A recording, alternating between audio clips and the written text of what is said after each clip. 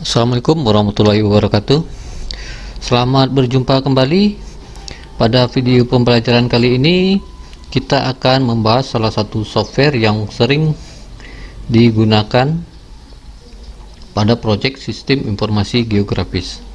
Sebenarnya banyak sekali software yang digunakan, seperti ada Mapindo, ada Global Mapper, kemudian ada UDIC, ada QGIS, Saga, dan sebagainya.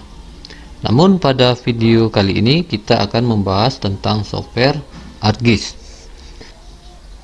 Nah, sebelumnya jika kalian suka dengan video ini, silakan like, comment, share video ini, dan jangan lupa subscribe serta bunyikan loncengnya agar kalian dapat mengikuti video-video pembelajaran saya berikutnya. Baik, kita langsung saja ke pembahasan tentang software ArcGIS.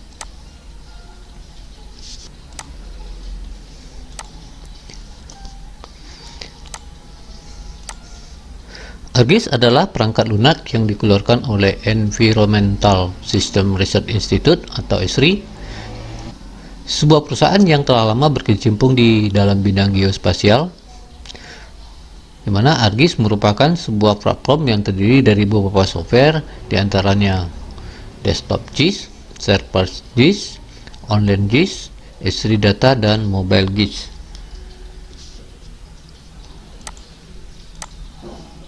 Nah, ini adalah salah satu bentuk software ArcGIS yang dikeluarkan oleh ESRI ya, mana salah satunya ada software ArcMap ya.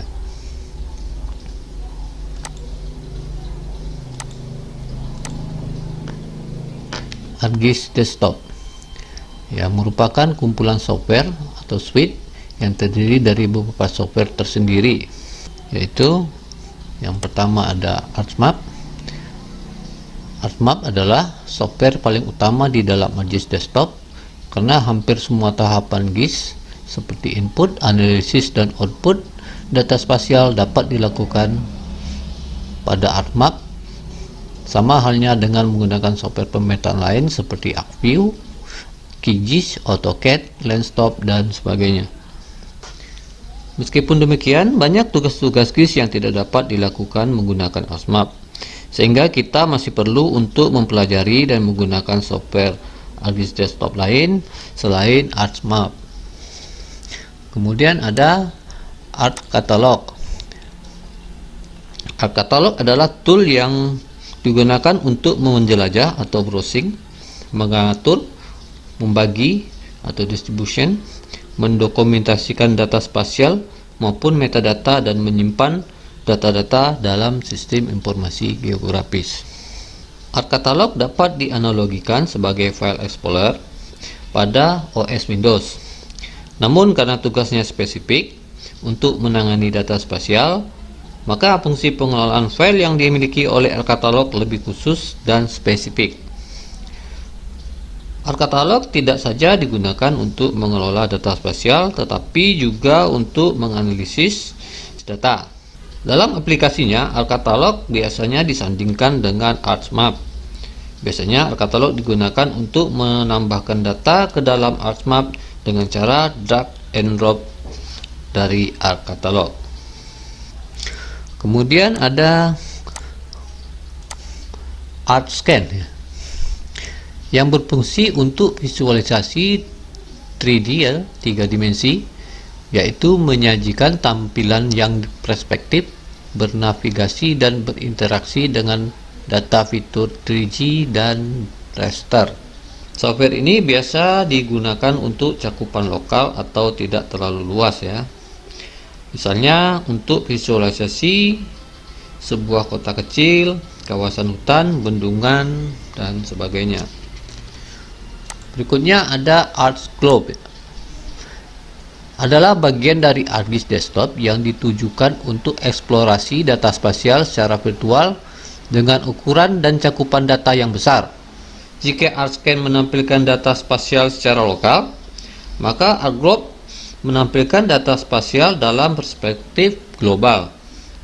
ArcGlobe serupa dengan software Google Earth dari Google atau Whirlwind dari NASA ya.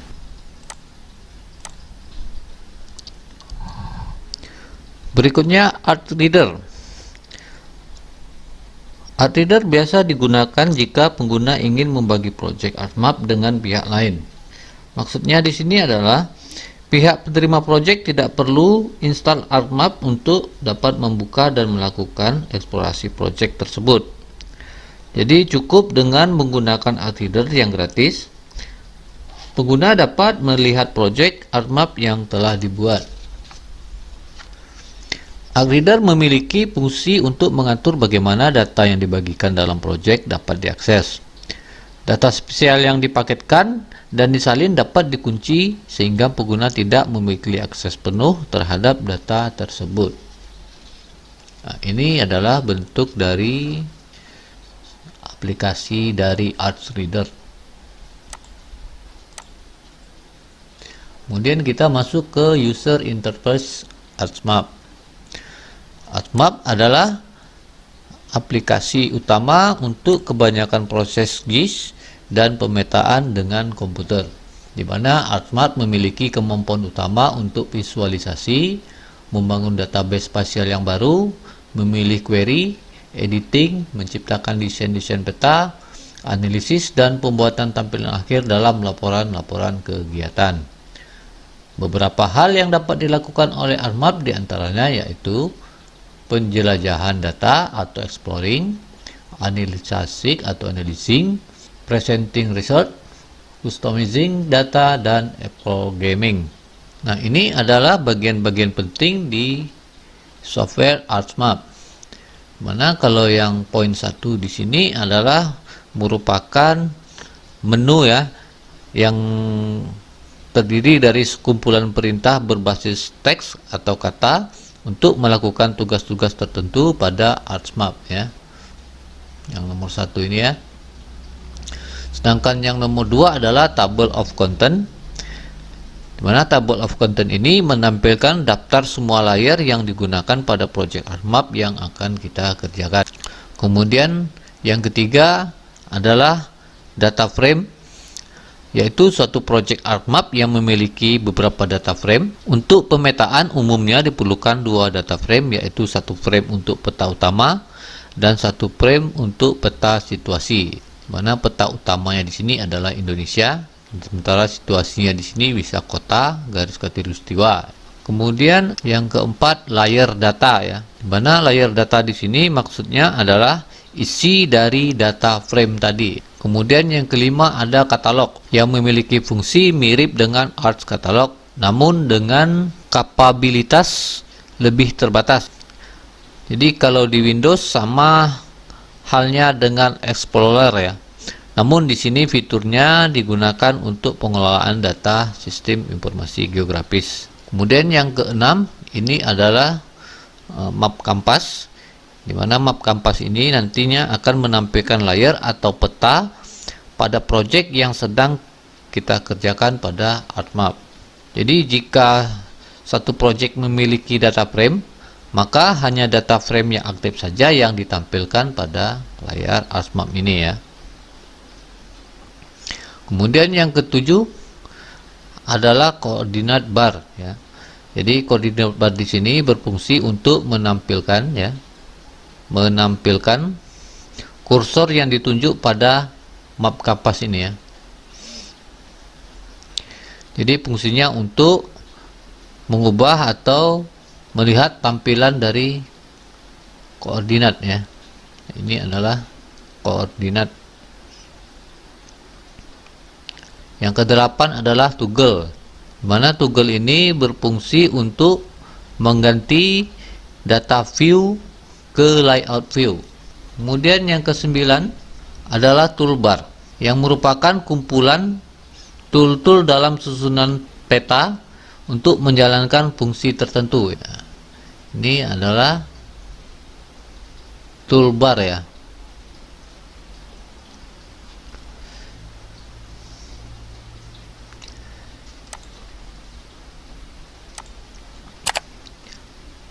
Nah, ini tadi bagian-bagian penting yang barusan telah saya jelaskan, mana tadi ada menu sampai ke toolbar. Kemudian bagian penting lainnya adalah navigasi ArcMap, di mana di sini ada 8 tool. Yang pertama adalah yang seperti tanda tambah ini, berfungsi untuk memperbesar gambar atau biasa disebut zoom in. Kemudian yang kedua ini adalah zoom out untuk memperkecil gambar. Kemudian tool yang ketiga ada pen, menggeser data frame dengan cara mendrag dan drop. Kemudian tool yang keempat adalah full extend, mana full extend ini berfungsi untuk zoom ke semua data yang ada atau mengembalikan data, dimana kadangkala pada saat kita membuat peta, tiba-tiba saja peta kita itu hilang dari layar kanvas. Nah, untuk mengembalikan data tersebut kita dapat mengklik tombol full extend ya, yang berbentuk globe ini ya, berbentuk bumi. Kemudian yang kelima ada fixed zoom in. Tombol ini berfungsi untuk zoom in ke titik tengah data frame dengan ketentuan besaran 125% dari zoom semula. Kemudian yang keenam ada fixed zoom out, berfungsi untuk ke titik tengah data frame dengan besaran zoom 80% dari zoom semula. Sedangkan untuk tool yang ketujuh adalah go to preview extend, yaitu untuk kembali ke extend ke sebelumnya. Dan yang terakhir adalah go to next extend. Maksudnya di sini adalah extend ke berikutnya, berfungsi jika telah pernah melakukan go back to previous extend.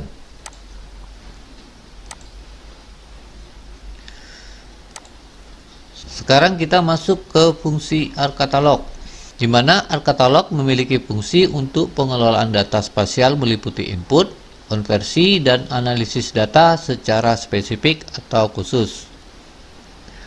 ArcCatalog juga dapat digunakan untuk membuat suatu wadah atau file SAP atau subfile sebelum kita mengisinya di ArcMap. Dalam ArcCatalog terdapat satu bagian yang terdiri dari contents, preview, dan metadata atau description. Contents ini merupakan petunjuk dan keterangan yang mendeskripsikan nama dan tipe file dari GIS yang ingin kita tampilkan. Adapun tipe file GIS terdiri dari 3 jenis, yaitu point atau titik, polyline atau garis, polygon atau area. Nah, ini adalah bentuk simbol dari point, polygon, dan polyline.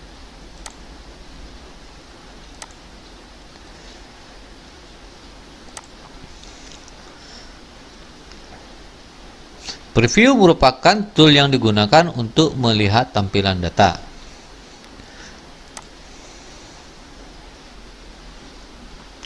Nah, pada sisi bawah sebelah kiri ya, sisi bawah sebelah kiri layar kanvas ini ya, terdapat pilihan preview yang terdiri dari 2 pilihan, yaitu geografi dan tabel. Nah, pada gambar di sini menampilkan preview tentang geografi ya. Di sini kita melihat sebuah peta yang merupakan tampilan dari geografi.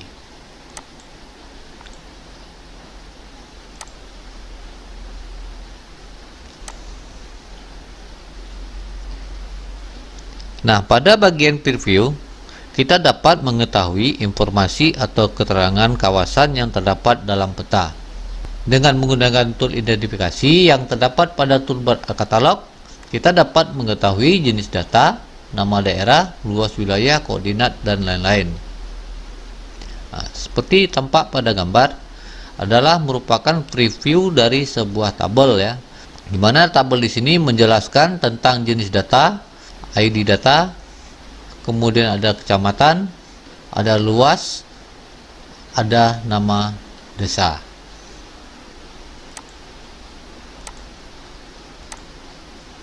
Sedangkan metadata atau description merupakan deskripsi detail mengenai data yang kita tampilkan, termasuk sistem koordinat yang digunakan pada data tersebut.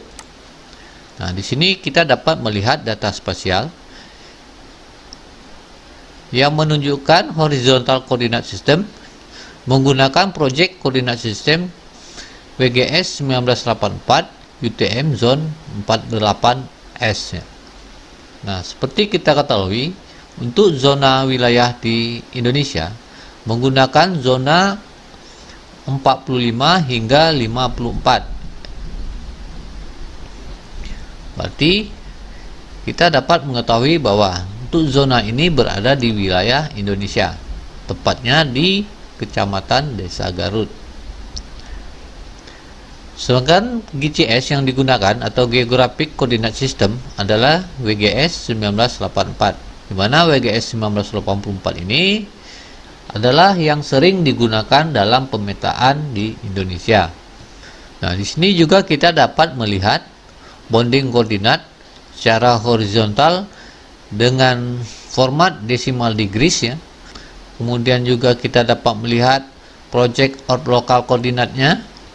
Nah, fungsi dari metadata ini diantaranya adalah untuk menelusuri atau mencari data, kemudian untuk mengorganisir, kemudian untuk mendistribusi, kemudian untuk mendokumentasikan suatu struktur data, selanjutnya untuk preview atau menampilkan, kemudian sebagai dokumen dan mengatur data geografis, dan yang terakhir membuat geodatabase untuk menyimpan data spasial dan data tabular.